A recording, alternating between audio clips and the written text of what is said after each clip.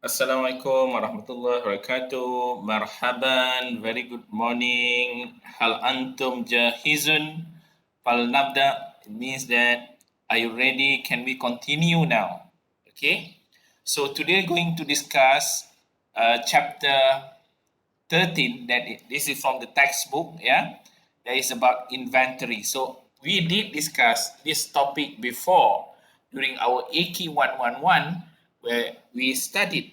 Yeah, we learned how to record using the periodic and perpetual inventory system. So in this class, I'm going to extend our discussion. So we're going to discuss more details. There are few techniques to determine the inventories, how to record inventories.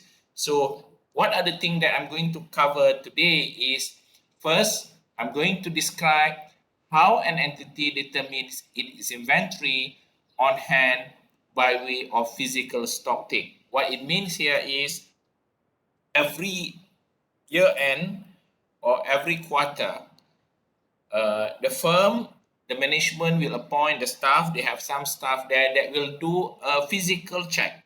They will count the stock, and when we identify the amount, the quantity, so we need to determine the value of that inventory. However, since during the period when we purchase the inventory, the price of the inventory per unit varies. So what price, what cost that we should use in determining the value of that inventory? Okay. Number two, we're going to determine the cost of sale under alternative cost flow assumption for the periodic inventory system. Going to determine the value of the ending inventory, and also we're going to compare the value based on periodic and perpetual inventory system. So this is not a debit credit, it's more on the technical part, yeah, the process of determining the value of your closing inventories, and then your cost of sales, and finally is your gross profit. So we're going to what is meant by applying the lower of cost and net realizable value, yeah, as prescribed by the accounting standards in valuing inventory. Okay, record the sales return and purchase return under perpetual inventory system. We did this, but we're going to use a different techniques on how we're going to do this.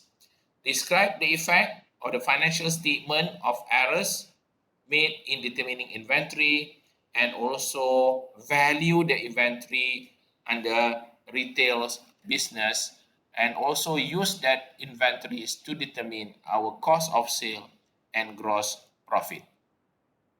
Okay, and then finally we're going to present how we're going to present that inventory in the financial statement. We did discuss this before. We know that inventory will go to your current assets. Inventory will go to your current assets, and then we're going to look at different assumption ratios relating to inventories. So why is important to determine the cost of inventories on hand? Yeah, businesses, the storekeeper, the managers, or the internal audit department, sometimes they will perform what we call as the stock take. They will, yeah, delegate the task to their lower subordinate to do the stock take. When the period of inventory system, periodic inventory system is used, so the cost of inventory purchase during the period is recorded in the purchase account. So as what we have done before, if we use the periodic inventory system, we don't record any changes, any movement of inventory. We don't have this inventory account. We only have purchases account. Compared to the perpetual inventory system, where most of the computerized system use this perpetual inventory system, where we can keep track, the increase and decrease in inventory. So for every purchase of inventories, we're going to debit inventory, we're going to credit cash. For example, compared to the periodic system, whereby this one we use purchases account. So this one we use purchases account, whereby at the bottom we use perpetual or inventory. We record to our inventory. Okay. So next one is transfer of ownership. To qualify as an asset of the business, the inventory need only be controlled by the business, not necessarily owned. Okay. To qualify as asset of the business, inventory need to be controlled by the business, not necessarily owned. What it means is, if the term are DDP, still remember this term DDP, the seller is responsible for paying the freight, the transportation, and title usually does not transfer until delivery is made to the buyer. Okay. For example, if you sell inventories or stock to customer using the term DDP, okay, so the seller must bear the transportation cost, and when that inventory will be credited or will be removed from your account is when you have delivered that inventory to the customer. Okay, so sales are normally recorded when shipment is made. And purchases are recorded when inventory is received. So this is under DDP systems. Apart from that, we also have goods on consignment. What is consignment?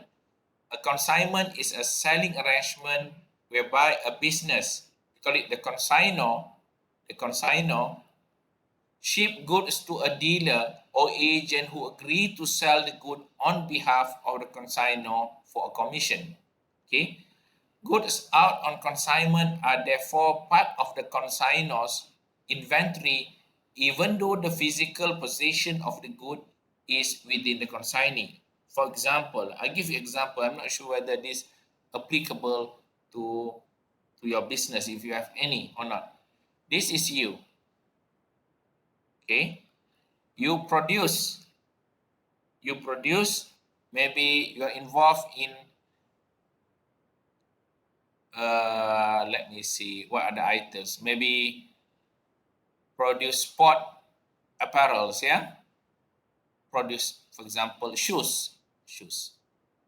Yeah, shoes. Make it easy. Shoes, yeah? Sport shoes. And then you send this item to another company, A, for example. And A will put your shoes in their okay, on this shelf, okay, in their business. You also send the same item to another company B, another boutique, and they will display your item there. Okay, and B will sell the items. B don't pay you anything. You just send the goods there. If B or A manage to sell the item to their customer, they will give the money to you. Maybe you give them 10% commissions. Maybe 90% they will send back to you. Same goes to A. If they sell the item, 90% of the sales price will be sent to you. The 10% will be their commissions. Okay. If, for example, your stock is not accepted by the market, so A can send back the stock to you, or you can collect back the stock from A or B. So in that case, the stock is not in your possessions. The stocks are at your agent's premise. So although the stock is not here in your warehouse, but that is considered as your asset.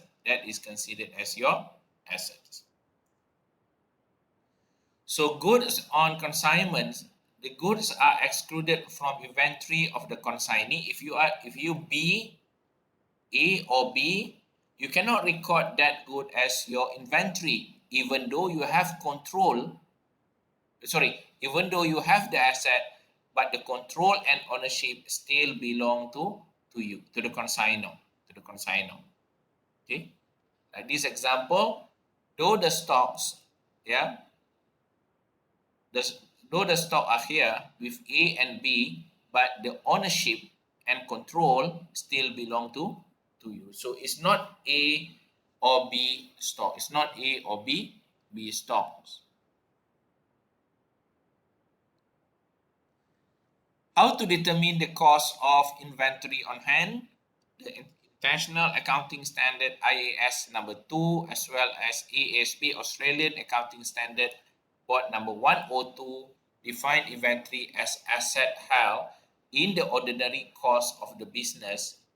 Ordinary course of business include good purchased by retailer or land or other property held for sales. It's a bit confusing here because this accounting standard also include, for example, other item, land or other property that held for sale. What does it mean? It means that if these are you have to go back to the ordinary cost of the business.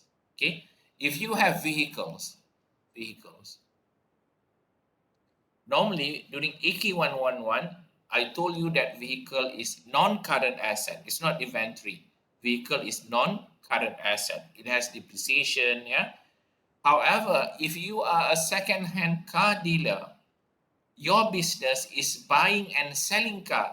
That car is not non-current asset anymore. It's not vehicle anymore. It's vehicle, but it fall under inventories. You're going to buy that assets, vehicles, and you're going to sell that vehicle. So that vehicles fall under definitions of inventory. So it go under inventories. Okay. If you are a property developer, okay, you don't record the property, the building, as your non-current asset. You're going to put that property as your inventory because you're going to resell the the, the assets. Okay.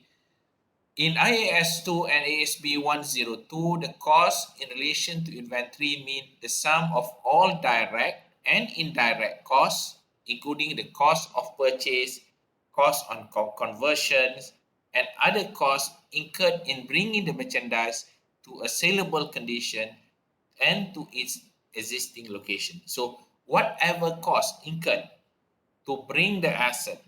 Maybe you have to pay the purchase price, you have to pay the sales tax, you have to pay the government excise duty or whatever, you have to pay installations or insurance to bring the assets from the buyers, from the sellers, yeah, warehouse to your premise, and all costs incurred can be included as the cost in relation to inventories. Yeah, in relation to inventories. So in order to measure the cost of sale expense, the allocation of the total inventory cost between inventory and cost of sale must be made on cost flow assumption. Okay. So when we discuss about this cost flow assumption, there are several methods that normally be used. Okay. There is, maybe you have specific identification. If you use this electronic gadget, scanner, barcode reader, if you took your vaccine, I think every one of you already took their vaccine, they have this batch number. You know batch number? When you took the vaccine, when is the date, where is the location, what is the batch number of the vaccine? Maybe they have some code there. Okay. If the price vary between the period, between the batch number, so we can identify how much it costs for that batch. Yeah, for the vaccine that you take. Yeah. Otherwise, we can use the method we call it as first in, first out. First in, first out mean if you buy many stock, you buy the iPhone 13, is it iPhone 13? So the first stock that come in will be the first stock that come out. So this is what called as first in, first out. First in, first out, yeah? First in, first out. Another method is the last in, the last in is first out. Mean the last one. The last one mean the latest one will be sell to your customer. Last in, first out. Another method is average cost. So we have 1, 2, 3, 4. But I'm going to cover only this part because number one need you to have a special equipment to identify, to link the assets, the inventory to certain transactions. So we're not going to cover one, we're going to discuss only 2, 3, and 4.